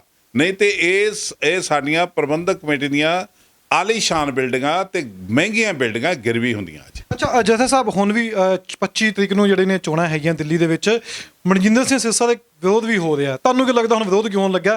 ਕਿਸਾਨੀ ਮੋਰਚੇ ਦੇ ਵਿੱਚ ਵੀ ਵਿਰੋਧ ਹੋਇਆ, ਉਹ ਬਾਬਾ ਦੀ ਚੀਜ਼ ਕਹਿ ਰਹੇ ਨੇ ਕਿ ਸਿਰਸਾ ਸਾਹਿਬ ਦੇ ਕੰਮਾਂ ਨੂੰ ਲੈ ਕੇ ਵੀ ਕਈ ਸਵਾਲ ਉਠਾਏ ਗਏ ਸੀ। ਲੰਗਰ ਤੇ ਸਵਾਲ ਨਹੀਂ ਉਠਾਇਆ ਜਾ ਸਕਦਾ, ਪਰ ਕਹਿੰਦੇ ਵੀ ਲੰਗਰ ਉਹ ਲੈ ਕੇ ਆਏ ਸੀ, ਉਹਨਾਂ ਨੇ ਬਤਾਇਆ ਵੀ ਉੱਥੇ ਹੈਗਾ। ਫਿਰ ਕਿਉਂ ਲੋਕੀ ਹੁਣ ਸਵਾਲ ਉਠਾ ਰਹੇ ਨੇ ਉਹਦੇ ਤੇ? ਦੇਖੋ, ਲੋਕੀ ਇਸ ਸਮਾਜ ਦੇ ਵਿੱਚ ਰਹਿੰਦੇ ਨੇ, ਲੋਕੀ ਆਪਣੀਆਂ ਖੁੱਲੀਆਂ ਅੱਖਾਂ ਨਾਲ ਸਾਰਾ ਕੁਝ ਦੇਖ ਰਹੇ ਨੇ, ਲੋਕੀ ਆਪਣੇ ਪਿੰਡੇ ਤੇ ਹੰਢਾ ਰਹੇ ਨੇ। ਇੱਕ ਤਾਂ ਇੱਕ ਸਿੱਖ ਆ ਜਾਂ 10 ਸਿੱਖ ਨੇ, ਕਿਸਾਨ ਲੀਡਰਾਂ ਨੇ ਬੜਾ ਫਰਾਖ ਦਿਲੀ ਨਾਲ ਬਿਆਨ ਦਿੱਤਾ ਕਿ ਅਸੀਂ ਉਹਨਾਂ ਨੂੰ ਪੈਸੇ ਦੇ ਕੇ ਜ਼ਮਾਨਤਾਂ ਦੇ ਬਰੀ ਕਰਵਾਇਆ, ਬਾਹਰ ਕਢਵਾਇਆ। ਅਸੀਂ 3-3 ਹਜ਼ਾਰ ਪਰ ਹੈੱਡ ਦੇ ਮਗਰ ਅੰਦਰ ਦੇ ਕੇ ਆਏ। ਇਹ ਸਿਰਫ ਰਾਤ ਨੂੰ 9-10 ਵਜੇ ਤੋਂ ਲੇਟ ਹੋ ਜਾਂਦੇ ਸੀ ਜਦੋਂ ਰਿਹਾਈਆਂ ਹੁੰਦੀਆਂ ਸੀ, ਅਤੇ ਉਹਨਾਂ ਨੂੰ ਫਿਰ ਰਾਤ ਰਹਿਣਾ ਪੈਂਦਾ ਸੀ ਗੁਰਦੁਆਰੇ। ਉਹ ਚਲੇ ਜਾਂਦੇ ਸੀ ਬੰਗਲਾ ਸਾਹਿਬ ਜਾਂ ਰਕਾਬਗੰਜ, ਅਤੇ ਇਹ ਅਗਲੇ ਦਿਨ ਮਜਮਾ ਲਾ ਕੇ ਆਪਣੀ ਦੁਕਾਨ ਲਾ ਕੇ ਅਤੇ ਪ੍ਰੈਸ ਨੂੰ ਬੁਲਾ ਕੇ ਅਤੇ ਉਹਨਾਂ ਨੂੰ ਸਰੋਪੇ ਦੇ ਕੇ ਅਤੇ ਮੈਂ ਛਡਾ ਕੇ ਲਿਆਂਦੇ, ਮੈਂ ਕਰਕੇ ਲਿਆਂਦੇ, ਇਸ ਤਰ੍ਹਾਂ ਦਾ ਕੰਮ ਕਰ ਲੈਂਦਾ ਸੀ। ਮੰਨ ਲਓ ਕਿ ਇੱਕ ਸਿੱਖ ਨੇ ਜੇਲ੍ਹ ਕੱਟੀ, ਉਹਨੂੰ ਜੇਲ੍ਹ 'ਚੋਂ ਲਾਇਆ ਪ੍ਰਧਾਨ, ਉਹਨੂੰ ਸਰੋਪਾ ਦੇ ਦਿੱਤਾ, ਉਹਦੇ 'ਤੇ ਹਵਾਈ ਟਿਕਟਾਂ ਖਰਚ ਕਰਕੇ ਪੈਸਾ ਗੁਰੂ ਦੀ ਗੋਲਕ ਤਾਂ ਉਹਨੂੰ ਅੰਮ੍ਰਿਤਸਰ ਤੱਕ ਲੈ ਜਾਂਦਾ। ਇੱਥੇ ਫਿਰ ਪ੍ਰੈਸ ਕਾਨਫਰੰਸ ਕਰਤੀ ਅਤੇ ਉਹਨੂੰ ਇਹਦੇ ਏਵਜ਼ ਦੇ ਵਿੱਚ ਗੋਲਕ ਦੇ ਦਈਏ, ਗੁਰਦੁਆਰਾ ਉਹਦੇ ਨਾਂ ਕਰ ਦਈਏ ਵੀ ਜੇ ਕਰ ਸਕਦੇ ਹੋ ਤੁਸੀਂ ਜਾਂ ਉਹਦਾ ਹੱਕ ਬਣਦਾ। ਅਤੇ ਅਸੀਂ ਤਾਂ 3-3 ਉਮਰ ਕੈਦਾਂ ਕੱਟ ਕੇ ਆਏ, ਆਪ ਕੱਟ ਕੇ ਆਏ, ਅਤੇ ਅਜੇ ਤੱਕ ਗੁਰੂ ਦੇ ਹਾਂ। ਅਤੇ ਫਿਰ ਪ੍ਰਧਾਨਗੀ ਸਾਨੂੰ ਮਿਲਣੀ ਚਾਹੀਦੀ ਕਿ ਸਰਸੇ ਨੂੰ ਮਿਲਣੀ ਚਾਹੀਦੀ? ਅੱਛਾ ਜਥਾ ਸਾਹਿਬ, ਇੱਕ ਹੋਰ ਬੜਾ ਸਵਾਲ ਤੁਸੀਂ ਖੜਾ ਕਰ ਦਿੱਤਾ ਕਿ ਜਿਵੇਂ ਤੁਸੀਂ ਗੱਲਾਂ ਕਰ ਰਹੇ ਹੋ, ਇੱਕ ਵਿਅਕਤੀ ਲੰਗਰ ਲਗਾ ਰਿਹਾ ਗੁਰੂ ਦੀ ਗੋਲਕ ਚੋਂ ਹੈ, ਜੇ ਕੋਈ ਪੈਸੇ ਖਰਚ ਕਰ ਰਿਹਾ ਗੁਰੂ ਦੀ ਗੋਲਕ ਦੇ ਵਿੱਚੋਂ ਹੈ। ਸਵਾਲ ਤੇ ਆਉਣਾ ਚਾਹੀਦਾ ਬੰਦਾ ਸੇਵਾ ਕਰ ਰਿਹਾ, ਸੇਵਾ ਕਰਦਾ ਕਰਦਾ ਬੰਦਾ ਜੇ ਵੋਟਾਂ ਮੰਗਣ ਲੱਗ ਪਵੇ, ਲੱਗਦਾ ਉੱਥੇ ਕਿਤੇ ਨਾ ਕਿਤੇ ਜਾ ਕੇ ਸਮੱਸਿਆ ਹੋ ਸਕਦੀ। ਦੇਖੋ, ਮੈਂ ਉੱਥੇ ਸਟੇਜ 'ਤੇ ਵੀ ਕਿਹਾ ਸੀਗਾ ਵੀ ਜੇ ਜਿਸ ਤਰ੍ਹਾਂ ਸਰਸਾ ਕਰ ਰਿਹਾ ਹੈ ਕਿ ਮੈਂ ਉਦਘਾਟਨ ਕੀਤਾ ਗੁਰੂ ਗ੍ਰੰਥ ਸਾਹਿਬ ਭਵਨ ਦਾ। ਉਹ ਭਵਨ ਕਈ ਸਾਲ ਪਹਿਲਾਂ ਬਣਿਆ ਅਤੇ ਉਹਦਾ ਮੂੰਹ ਮੱਥਾ ਜਿਹਾ ਹੁਣ ਸ਼ਾਇਦ ਜਿਹੜੇ ਪੂਰੀ ਵਾਲੇ ਬਾਬੇ ਬਣਾ ਰਹੇ। ਮੈਂ ਇਮਾਰਤ ਦਾ ਉਦਘਾਟਨ ਕੀਤਾ ਮੋਤੀ ਬਾਗ ਸਰਾਂ ਦਾ, ਉਹ ਸਰਾਂ ਬਾਬਿਆਂ ਨੇ ਬਣਾਈ। ਸਰਾਂ ਪਾਰਕਿੰਗ ਬਾਬਿਆਂ ਨੇ ਬਣਾਈ, ਵੱਡੇ ਵੱਡੇ ਜਿਹੜੇ ਵਿਸਥਾਰ ਕੀਤੇ ਉਹ ਬਾਬਿਆਂ ਨੇ ਬਣਾਏ। ਇਹਨੇ ਕਦੀ ਟੋਇਲਟ ਨਹੀਂ ਬਣਾਈ, ਬਾਥਰੂਮ ਨਹੀਂ ਬਣਾਏ ਨੇ ਅਜੇ ਤੱਕ। ਤੋ ਮੈਂ ਕਿਹਾ ਵੀ ਸਾਨੂੰ ਤਾਂ ਇਹ ਕਹਿਣਾ ਚਾਹੀਦਾ ਧੰਨ ਧੰਨ ਬਾਬਾ ਹਰਬੰਸ ਸਿੰਘ, ਜਿਹਨੇ ਕੁੜਤੀ ਅਤੇ ਕਸ਼ਹਿਰੇ 'ਚ ਸੰਗਤਾਂ ਦਾ ਟਕਾ ਟੋਕਰੀ 'ਚ ਪਵਾ ਕੇ ਤੇ ਉੱਤੇ ਲਾਇਆ, ਅਤੇ ਸਿੱਖ ਸੰਗਤਾਂ ਦਾ ਧੰਨਵਾਦ ਕਰਨਾ ਚਾਹੀਦਾ ਜਿਨ੍ਹਾਂ ਨੇ ਸਿਰਾਂ 'ਤੇ ਟੋਕਰੀ ਢੋ ਕੇ ਬਣਾਈਆਂ। ਅਤੇ ਉਹਨਾਂ ਨੇ ਹਜ਼ਾਰਾਂ ਗੁਰਦੁਆਰੇ ਬਣਾਏ। ਯੂਪੀ 'ਚ ਚਲੇ ਜਾਓ, ਪੰਜਾਬ ਚਲੇ ਜਾਓ, ਜੰਮੂ ਕਸ਼ਮੀਰ ਚਲੇ ਜਾਓ, ਜਿੱਥੇ ਕਿਤੇ ਤੁਸੀਂ ਚਲੇ ਜਾਂਦੇ ਨਾ ਉੱਥੇ ਜਾ ਕੇ ਦੇਖ ਬਾਬਾ ਹਰਬੰਸ ਸਿੰਘ ਇੱਥੇ ਵੀ ਪਹੁੰਚ ਗਿਆ। ਵੀ ਇੰਨੀਆਂ ਬਣਾਉਣ ਦੇ ਬਾਅਦ ਉਹਨਾਂ ਨੇ ਕਦੀ ਨਹੀਂ ਕਿਹਾ ਮੈਂ ਕੋਈ ਗੁਰਦੁਆਰਾ ਬਣਾਇਆ। ਅਤੇ ਇਸ ਬੰਦੇ ਨੂੰ ਅਸੀਂ ਕੀ ਦੇ ਦਈਏ, ਕੀ ਲੈਣਾ ਚਾਹੁੰਦਾ ਉਹਦੇ ਇਵਜ਼ ਦੇ ਵਿੱਚ ਜੇ ਇਹਨੇ ਉਦਘਾਟਨ ਦਾ ਫੀਤਾ ਕੱਢ ਦਿੱਤਾ? ਇਹਦੀ ਕੋਈ ਸ਼ਕਲ, ਇਹਦੀ ਅਕਲ, ਇਹਦਾ ਕੋਈ ਬਿਜ਼ਨਸ, ਇਹਦੀ ਕੋਈ ਬੈਕਗਰਾਊਂਡ, ਕੋਈ ਗੁਰੂ ਘਰ ਨਾਲ ਗੁਰਮਤ ਨਾਲ ਜੁੜਦੀ ਹੈ? ਬਾਬੇ ਹਰਬੰਸ ਸਿੰਘ ਵਰਗੇ ਆਪਣੇ ਕੋਈ ਪੁੱਤ ਭਤੀਜੇ ਨਹੀਂ ਪਾਲ ਕੇ ਗਏ, ਘਰ ਨਹੀਂ ਬਣਾ ਕੇ ਗਏ, ਤਾਂ ਵੀ ਲੋਕੀ ਉਹਨਾਂ ਨੂੰ ਗਾਲਾਂ ਕੱਢਦੇ ਇਹ ਜੀ ਇਹ ਪੈਸੇ ਲੁੱਟੀ ਜਾਂਦੇ। ਔਰ ਤੁਸੀਂ ਅੱਜ ਜਾ ਕੇ ਦੇਖ ਸਕਦੇ ਹੋ ਇੱਥੇ ਸਿੰਘੂ ਬਾਰਡਰ 'ਤੇ ਟਿਕਰੀ ਬਾਰਡਰ 'ਤੇ 22 ਲੰਗਰ ਬਾਬੇ ਕਾਰ ਸੇਵਾ ਵਾਲੇ ਦੇ ਲੱਗੇ, ਔਰ ਉਹਨਾਂ ਕਿਸੇ ਨੂੰ ਪੈਸਾ ਨਹੀਂ ਮੰਗਿਆ। ਕਰੋਨਾ ਦੇ ਵਿੱਚ ਵਿਦੇਸ਼ਾਂ ਦੇ ਸੰਗਤਾਂ ਨੇ ਗੁਰਦੁਆਰਿਆਂ 'ਚ ਜਿਹੜੇ ਲੰਗਰ ਲਾਏ ਨੇ, ਰਾਸ਼ਟਰਪਤੀ ਅੱਜ ਦਾ ਰਾਸ਼ਟਰਪਤੀ ਉਹਦਾ ਧੰਨਵਾਦ ਕਰ ਰਿਹਾ ਸਿੱਖਾਂ ਦਾ, ਉਹਨਾਂ ਕਦੀ ਪੈਸਾ ਨਹੀਂ ਮੰਗਿਆ। ਅਤੇ ਜਿੱਥੇ ਆਪਣੇ ਆਪ ਇਤਿਹਾਸਕ ਗੁਰਦੁਆਰੇ 'ਚ ਕਰੋੜਾਂ ਰੁਪਈਆ ਆ ਰਿਹਾ, ਉੱਥੇ ਮੰਗਤਾ ਬਿਠਾਇਆ, ਉੱਥੇ ਅੱਜ ਵੀ ਬੰਗਲਾ ਸਾਹਿਬ ਤੋਂ ਮੰਗੀ ਤੁਰਿਆ ਜਾਂਦਾ। ਮੇਰਾ ਇੱਕ ਆਖਰੀ ਸਵਾਲ ਹੈ, ਜਦੋਂ ਵੀ ਕੋਈ ਵਿਅਕਤੀ ਪੰਜਾਬ 'ਚ ਆਉਂਦਾ, ਬਾਹਰੋਂ ਆਉਂਦਾ ਹੈ, ਆਪਾਂ ਕਹਿ ਲਈਏ ਸ਼੍ਰੀ ਗੁਰੂ ਗ੍ਰੰਥ ਸਾਹਿਬ ਦੇ ਸਾਰੇ ਆਪਾਂ ਸੁਣਦੇ ਵੀ ਹਾਂ, ਪੜ੍ਹਦੇ ਵੀ ਹਾਂ, ਆਪਾਂ ਨੂੰ ਸਮਝ ਵੀ ਆਉਂਦੀ ਹੈ। ਸਿੱਖੀ ਦੇ ਹੱਕਾਂ ਵਿੱਚ ਕੋਈ ਬੰਦਾ ਗੱਲ ਕਰ ਦਿੰਦਾ, ਅਸੀਂ ਨੇ ਇਮੋਸ਼ਨਲ ਹੋ ਕੇ ਪਿੱਛੇ ਕੋ ਚਲੇ ਜਾਂਦੇ ਹਾਂ। ਅਸੀਂ ਸੋਚਦੇ ਕਿਉਂ ਨਹੀਂ ਕਿ ਸਾਡੇ ਵਿੱਚ ਇਹ ਘਾਟ ਹੈ ਵੀ ਬੰਦੇ ਨੂੰ ਪਰਖ ਲਓ, ਪਰਖਣ ਤੋਂ ਬਾਅਦ ਬੰਦੇ ਨੂੰ ਸੋਚੋ ਵੀ ਕਹਿ ਕੀ ਰਿਹਾ, ਕਿਸ ਵਿਹਾਰ 'ਤੇ ਗੱਲ ਕਰ ਰਿਹਾ। ਅਸੀਂ ਉਸ ਚੀਜ਼ ਦੇ ਪਿੱਛੇ ਲੱਗ ਜਾਂਦੇ ਹਾਂ ਵੀ ਠੀਕ, ਉਹਨੇ ਸਿੱਖੀ ਦਾ ਪ੍ਰਚਾਰ ਕਰਤਾ, ਹੁਣ ਸਾਡੇ ਵਾਸਤੇ ਨਵਾਂ ਬੰਦਾ ਆ ਗਿਆ। ਸਾਡੇ 'ਚ ਘਾਟ ਹੈ ਇੱਕ। ਅਤੇ ਕਦੀ ਸਾਚੀ ਸਾਖੀ ਪੜ੍ਹੀ ਸੀ ਮੈਂ ਆਪਣੀ ਸਰਦਾਰ ਕਪੂਰ ਸਿੰਘ ਹੋਣਾ ਦੀ। ਉਹਨਾਂ ਨੇ ਇੱਕ ਸਰ ਫਜ਼ਲ ਹੁਸੈਨ ਦੀ ਕਿਤਾਬ ਦਾ ਜ਼ਿਕਰ ਕੀਤਾ, ਉਹਦੀ ਗਸ਼ਤ ਦੀ ਚਿੱਠੀ ਦਾ। ਉਹਨੇ ਚਿੱਠੀ ਦੇ ਵਿੱਚ ਪਾਕਿਸਤਾਨ ਦੇ ਮੁਸਲਮਾਨਾਂ ਨੂੰ ਲਿਖਿਆ ਸੀ ਵੀ ਮੁਸਲਮਾਨ ਭਰਾਓ, ਅੱਧੀ ਰੋਟੀ ਖਾ ਲਿਓ, ਪਾਕਿਸਤਾਨ ਲੈ ਲਓ, ਸਿੱਖਾਂ 'ਤੇ ਭਰੋਸਾ ਨਾ ਕਰਿਓ, ਇਹਨਾਂ ਦੇ ਨਾਂ ਤਰਲੇ ਕਰੋ, ਇਹਨਾਂ ਤੁਹਾਡੇ ਪਿੱਛੇ ਨਹੀਂ ਲੱਗਣਾ। ਇਹ ਇਹਨਾਂ ਦੀ ਜਿਹੜੀ ਫਿਤਰਤ ਆ ਉਹ ਬੜੀ ਵੱਖਰੀ ਆ। ਜੋ ਮੁਸਲਮਾਨ ਜਿਹੜਾ ਹਿੰਦੂ ਆ ਉਹ 100 ਸਾਲ ਭਵਿੱਖ ਨੂੰ ਉਹ ਸਾਹਮਣੇ ਰੱਖ ਕੇ ਸੋਚਦਾ ਵੀ 100 ਸਾਲ ਬਾਅਦ ਸਾਨੂੰ ਆਹ ਔਕੜਾਂ ਆ ਸਕਦੀਆਂ, ਉਹ ਫਿਰ ਪਲਾਨਿੰਗ ਬਣਾਉਂਦਾ। ਤੇ ਅਸੀਂ ਮੁਸਲਮਾਨ ਉਦੋਂ ਬਣਾਉਂਦੇ ਜਦੋਂ ਸਾਡੇ ਸਾਹਮਣੇ ਮਸਲਾ ਆ ਜਾਂਦਾ, ਤੇ ਸਿੱਖ ਉਦੋਂ ਬਣਾਉਂਦੇ ਨੇ ਜਦੋਂ ਸਿਰਾਂ ਦੇ ਉੱਤੋਂ ਦੀ ਪਾਣੀ ਨਿਕਲ ਜਾਂਦਾ, ਪੁਲਾਂ ਦੇ ਉੱਤੋਂ ਦੀ ਪਾਣੀ ਨਿਕਲ ਜਾਂਦਾ, ਬਾਅਦ 'ਚ ਪ੍ਰੋਗਰਾਮ ਬਣਾਉਂਦੇ। ਉਹ ਸਾਡਾ ਦੁਖਾਂਤ ਆ, ਸਾਨੂੰ ਲੀਡਰਸ਼ਿਪ ਕਦੀ ਨਹੀਂ ਮਿਲੀ ਚਾਹੀਦੀ। ਜੇ ਮਿਲੀ ਪੁਰਾਤਨ ਸਿੱਖਾਂ ਦੀ ਤੇ ਉਹਨਾਂ ਨੇ ਸਾਨੂੰ ਰਾਜ ਭਾਗ ਦਿਖਾਇਆ, ਇੱਕ ਸਦੀ ਦਾ ਰਾਜ ਭਾਗ। ਅੱਜ ਅਸੀਂ ਉਹ ਦੇਖਦੇ ਹਾਂ ਵੀ ਕਿਸ ਤਰ੍ਹਾਂ ਦਾ ਰਾਜ ਭਾਗ ਹੋਊਗਾ। ਜਿਹੜੇ 13% ਸਿੱਖ ਜਿਹੜੇ ਕਿੱਥੋਂ ਤੱਕ ਚਾਈਨਾ ਦੇ ਬਾਰਡਰ ਤੱਕ, ਜੰਮੂ ਕਸ਼ਮੀਰ ਦੀਆਂ ਚੋਟੀਆਂ ਤੱਕ, ਇੱਧਰੋਂ ਜਮਨਾ ਤੱਕ, ਉੱਧਰੋਂ ਜਮਰੌਦ ਦੇ ਕਿਲੇ ਤੱਕ ਰਾਜ ਕਰ ਗਏ, ਤੇ ਕਿਸੇ ਨੂੰ ਢੀਮ ਨਹੀਂ ਮਾਰੀ, ਕਿਸੇ ਨੂੰ ਫਿੱਟੇ ਮੂੰਹ ਨਹੀਂ ਕਿਹਾ, ਸੁਖੀ ਵਸੇ। ਸਾਰੀਆਂ ਜਿਹੜੀਆਂ ਸ਼੍ਰੇਣੀਆਂ ਸੀਗੀਆਂ ਉਹ ਸੁਖੀ ਵਸਦੀਆਂ ਰਹੀਆਂ, ਤੇ ਇਹ ਹੋਆ ਹਲੇਮੀ ਰਾਜ ਜੀ ਇਸ ਤਰ੍ਹਾਂ ਦਾ ਵਰਤਾਰਾ ਵਰਤਦਾ ਰਿਹਾ। ਅੱਜ ਅਸੀਂ ਬਹੁਤ ਸੰਮਤੀ ਦੇ ਵਿੱਚ ਉਜੜੇ ਪਏ ਹਾਂ। ਸਾਡੀ ਸਿੰਘ ਸੰਸਕ੍ਰਿਤੀ ਵਿੱਚ ਸਭ ਤੋਂ ਵੱਧ ਅਪਮਾਨ ਬਾਦਲ ਦੇ ਰਾਜ 'ਚ ਸਾਡੀ ਬਹੁਤ ਗਿਣਤੀ ਸਟੇਟ ਦੇ ਵਿੱਚ ਗੁਰੂ ਗ੍ਰੰਥ ਸਾਹਿਬ ਦਾ ਹੋਇਆ। ਜਜ਼ਬਾਤੀ ਬਣ ਜਾਂਦੇ ਆ, ਸਮੱਸਿਆ ਹੀ ਹੈ ਸਾਡੀ। ਜਾਂ ਜਜ਼ਬਾਤੀ ਜਾਂ ਧੜੇਬਾਜ਼। ਮੇਰੇ ਆਖਰੀ ਸਵਾਲ ਹੈ, ਤੁਸੀਂ ਹੁਣ ਗੱਲ ਕੀਤੀ ਸੀ ਸਿਰਸਾ ਸਾਹਿਬ ਦੀ ਵੀ, ਉਹਨਾਂ ਦੇ ਬੈਨਰਾਂ ਦੇ ਉੱਤੇ ਪ੍ਰਕਾਸ਼ ਸਿੰਘ ਬਾਦਲ ਜੀ ਉਹਨਾਂ ਪਰਿਵਾਰ ਦੇ ਕਿਸੇ ਦਾ ਵੀ ਤਸਵੀਰ ਨਹੀਂ ਹੈਗੀ, ਪਰ ਚੋਣਾਂ ਸ਼੍ਰੋਮਣੀ ਅਕਾਲੀ ਦਲ ਹੇਠਾਂ ਹੀ ਹੁੰਦੀਆਂ ਨੇ। ਕਾਰਨ ਕੀ ਮੰਨਦੇ ਹੋ ਕਿ ਵਾਕਈ ਉੱਥੇ ਹੱਲੇ ਵੀ ਦੋਸ਼ ਹੈਗਾ? ਦੇਖੋ, ਇਹਨਾਂ ਦਾ ਅੰਦਰਲਾ ਕੰਬਦਾ ਪਿਆ। ਸਭ ਨੂੰ ਪਤਾ ਹੈ ਵੀ ਸਿੱਖਾਂ ਨੂੰ ਪਤਾ ਹੈ ਵੀ ਗੁਰੂ ਗ੍ਰੰਥ ਸਾਹਿਬ ਦੇ ਅਸੀਂ ਘੋਰ ਅਪਮਾਨ ਦੇ ਦੋਸ਼ੀ ਹਾਂ, ਪਰ ਅਕਾਲ ਤਖਤ ਨਾ ਹੋਣ ਕਰਕੇ ਇਹਨਾਂ ਨੂੰ ਪੰਥ ਦਾ ਤਨਖਾਹੀਆ ਕਰਾਰ ਨਹੀਂ ਦਿੱਤਾ ਗਿਆ। ਅਕਾਲ ਤਖਤ ਦੀ ਸੁਤੰਤਰਤਾ ਨਾ ਹੋਣ ਕਰਕੇ, ਉੱਥੋਂ ਦੇ ਗ੍ਰੰਥੀ ਖਰੀਦੇ ਹੋਣ ਕਰਕੇ ਉਹ ਇਹਨਾਂ ਨੂੰ ਟੱਬਰ ਨੂੰ ਪੰਥ ਦਾ ਤਨਖਾਹੀਆ ਕਰਾਰ ਨਹੀਂ ਦਿੱਤਾ ਗਿਆ, ਬਲਕਿ ਰਾਮ ਰਹੀਮ ਵਰਗਿਆਂ ਨੂੰ ਕਲੀਨ ਚਿੱਟਾਂ ਮਿਲੀਆਂ।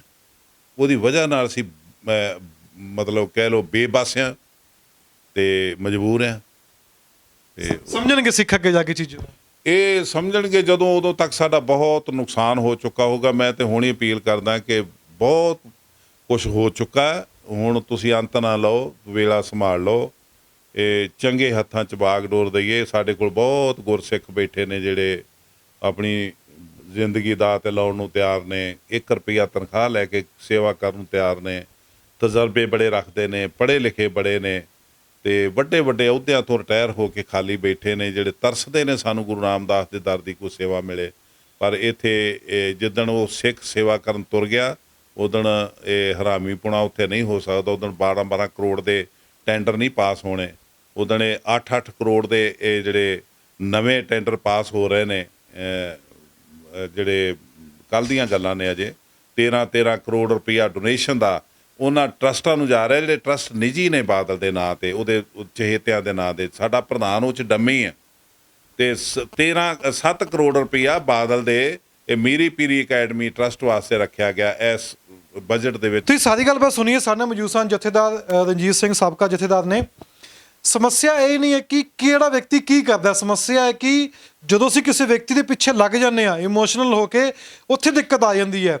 ਗੁਰੂ ਗ੍ਰੰਥ ਸਾਹਿਬ ਦੀ ਸਾਰੇ ਉਸਤਤ ਕਰਦੇ ਨੇ, ਪਰ ਕੋਈ ਵਿਅਕਤੀ ਸਾਨੂੰ ਆ ਕੇ ਕਹਿੰਦਾ ਕਿ ਹਾਂ ਵੀ ਅਸੀਂ ਸਿੱਖੀ ਦੇ ਨਾਲ ਆ, ਸਿੱਖੀ ਦਾ ਪ੍ਰਚਾਰ ਕਰਨਾ, ਸਾਡੀ ਸਮੱਸਿਆ ਆ ਜਾਂਦੀ, ਅਸੀਂ ਦੇਖਦੇ ਨਹੀਂ ਵੀ ਉਹ ਵਿਅਕਤੀ ਕਰ ਕੀ ਰਿਹਾ, ਆਇਆ ਕਿੱਥੋਂ ਹੈ।